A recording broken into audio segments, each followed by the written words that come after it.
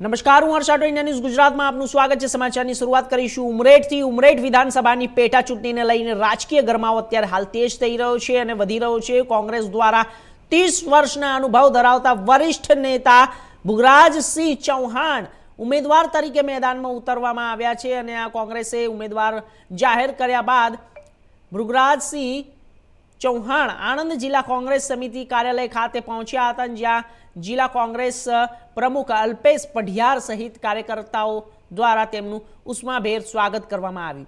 આ પ્રસંગે કાર્યકરોમાં ઉત્સાહનો માહોલ જોવા મળ્યો હતો અને કોંગ્રેસ ઉમેદવારોના ભૃગરાજસિંહ ચૌહાણે જણાવ્યું હતું કે કોંગ્રેસ પાર્ટીએ મને જે જવાબદારી સોંપી છે તે માટે હું આભાર માનું છું અને વિસ્તારના લોકોને પ્રશ્નોને પ્રાથમિકતા આપીને હું પ્રજાની વચ્ચે જઈશ અને તેમની સમસ્યાઓને ઉકેલ માટે કામ કરીશ।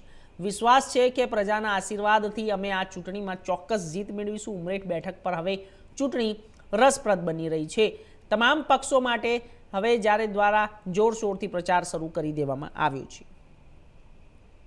બિલકુલ આપણા જે મોડી મંડળ છે અને ખાસ કરીને એઆઈસીસીના અમારા રાષ્ટ્રીય અધ્યક્ષ છે ખડગેશ ખડગેજી, રાહુલજી સિંધિયાજી અને અમારા પ્રદેશના અમારા જે માર્ગદર્શક છે અને પ્રદેશ પ્રમુખના આદરણીય અમિતભાઈ ચાવડા સાહેબ અને અમારા જિલ્લાના વડા અને અમારા માર્ગદર્શક શ્રી ભરતસિંહજી સોલંકી સાહેબનો આ તબક્કે ખૂબ આભાર વ્યક્ત કરું છું અને એમના થકી અમે જે પણ આ જવાબદારી આપી છે ટિકિટ તો અને એને જીતવા માટે કઈ રીતે કામ કરવું એ નેતાઓના માર્ગદર્શનથી અમે આ સાથે કરીશું।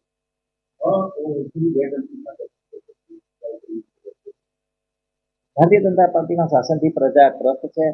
અમારા આદરણીય પ્રદેશ પ્રમુખ અમિતભાઈ ચાવડા સાહેબે સમગ્ર ગુજરાતની અંદર જનાક્રોશ યાત્રા કાઢી અને એની અંદર પ્રત્યક્ષ પ્રજાના પ્રશ્નો જે આવ્યા છે અને આક્રોશ સાથે આવ્યો છે અને એ આક્રોશ અત્યારે મતમાં પરિવર્તિત થશે અને આ વખતે 100% પરિવર્તન આવશે અને આ ઉમરેઠ વિધાનસભા અમે નિશ્ચિત રીતે આપીએ।